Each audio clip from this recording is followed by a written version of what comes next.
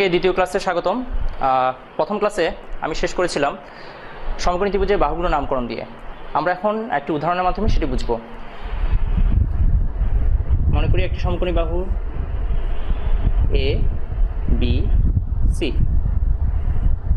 এই সমকোণী বাহুর সবগুলো দৈর্ঘ্য আমি লিখছি, একটি হয় 3, 4 আর একটা হচ্ছে 5, এবং আমি রেফারেন্স বা সাপেক্ষ কোণ সেটাকে ধরবো থিটা। আমি আগেই বলেছি সাপেক্ষ কোণের বিপরীতে যেটি থাকবে, তাহলে আমার এখানে বিপরীত হবে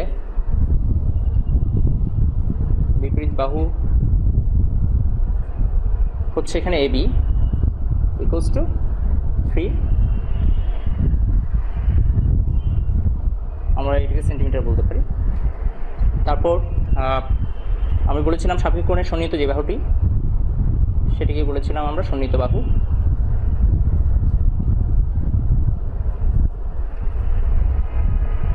সন্নিহিত বাহু এখানে হচ্ছে বিসি 4 সেন্টিমিটার।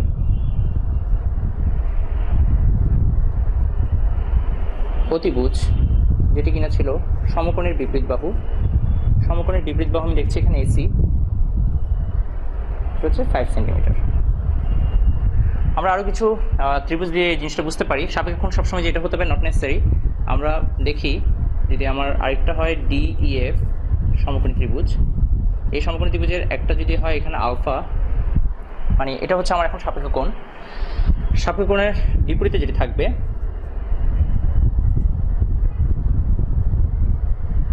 সাপেক্ষ কোণের বিপরীতে আমি দেখছি এখানে 12 আছে, তাহলে এই 12টাকে আমরা বলবো বিপরীত।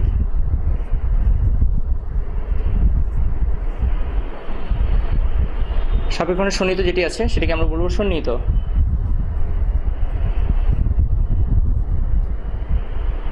আর যেহেতু সমকোণের বিপরীতে 13 দৈর্ঘ্য বাহুর, তাহলে আমরা এটাকে বলবো অতিভুজ।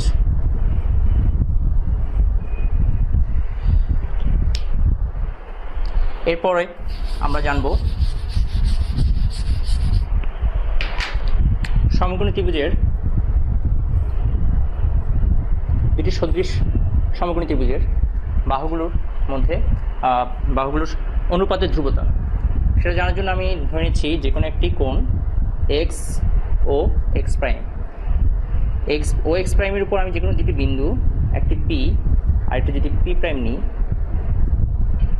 পি থেকে যদি আমি একটি লম্ব অঙ্কন করি ও এক্সের উপর, আবার পি প্রাইম থেকে আমি যদি একটা লম্ব অঙ্কন করি,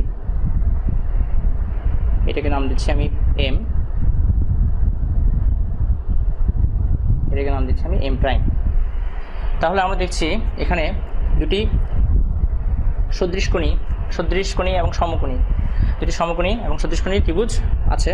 এখন আমরা জানি সদৃশকোণী ত্রিভুজের বাহুগুলোর অনুপাত সবসময় ধ্রুব হয়। তাহলে এখানে দেখছি আমরা ত্রিভুজ ওপিএম ও ত্রিভুজ O P prime M prime, এই দুটি ত্রিভুজের মধ্যে আমি যদি বাহুগুলোর অনুপাত ধ্রুবতা দেখাই, তাহলে হবে OP by OP prime equals to হবে OM by OM prime equals to হচ্ছে পিএম বাই পিএম প্রাইম। এখন আমরা যদি এই দুটি থেকে OP divided by OP prime equals to যদি লিখি আমি ওএম বাই ওএম প্রাইম, এই জিনিসটা একটু অর্গানাইজ করে যদি আমি এখানে একান্তরকরণ বলে এটাকে একান্তরকরণ যদি করি, তাহলে আসে এরকম OM by OP equals to OM prime by OP prime.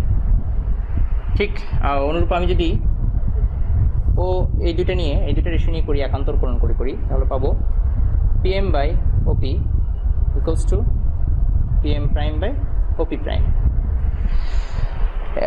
এই দুটি অনুপাত, এদেরকে বলা হচ্ছে সমকোণী ত্রিভুজের বাহুগুলোর ধ্রুবতা। এরপরে আমরা জানব সূক্ষ্মকোণ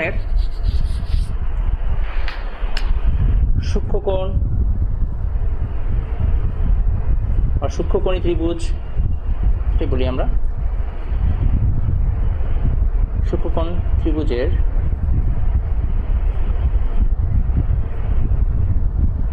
ত্রিকোণমিতিক অনুপাত।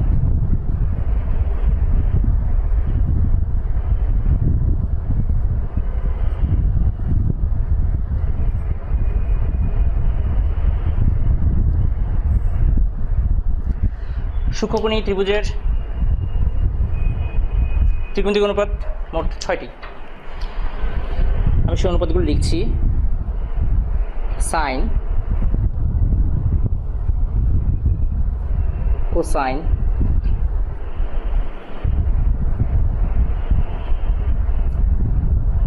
ট্যানজেন্ট, এই 3টি রেশিওর বা অনুপাতের কো রেশিওগুলো হচ্ছে কোসেকট্যান্ট, সেকেন্ড, কোটেনজেন্ট।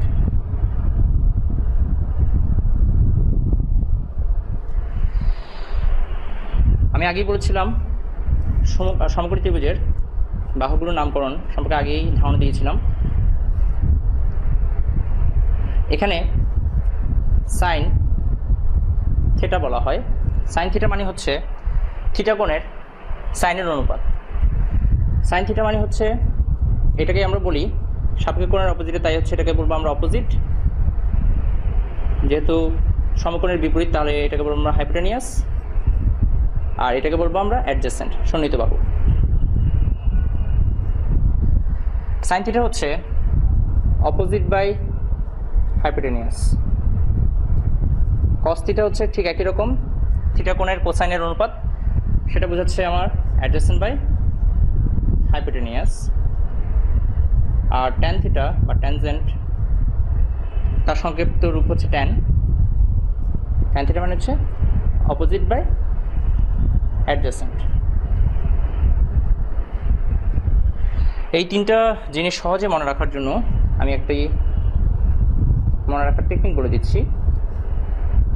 So cah toa, সোকাটোয়া।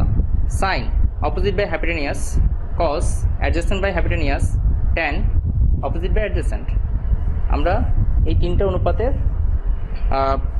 মনে রাখার জন্য, মেমোরাইজিং সহজ হওয়ার সুবিধার জন্য আমরা এই টেকনিকটা মনে রাখতে পারি। সোকাটোয়া, সাইন মানে হচ্ছে অপোজিট বাই হাইপোটেনিয়াস, আমার কস মানে হচ্ছে adjacent by hypotenuse, and tan হচ্ছে অপোজিট বাই অ্যাডজেসেন্ট। আর এই যে বলেছিলাম যে সাইনের কো রেশিও হচ্ছে আমার কোসেকট্যান্ট,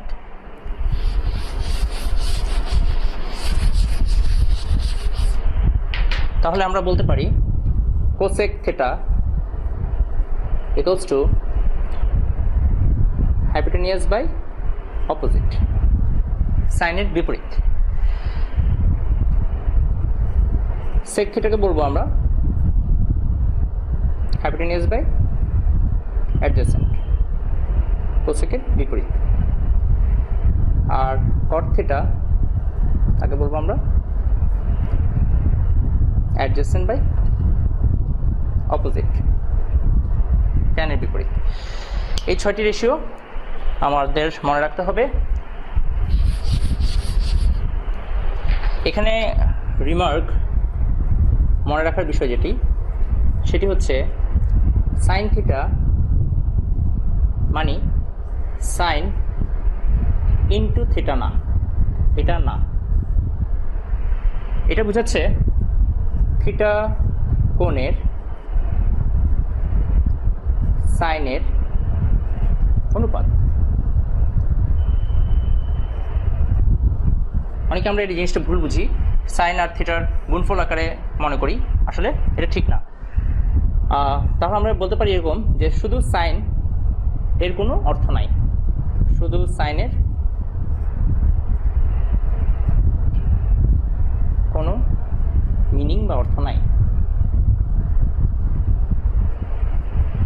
সাইনের সাথে যখন থিটা হবে তখন সেটা বোঝায় থিটা কোণের সাইনের অনুপাত, যেটাকে আমরা সাইন থিটা দিয়ে রিপ্রেজেন্ট করে থাকি।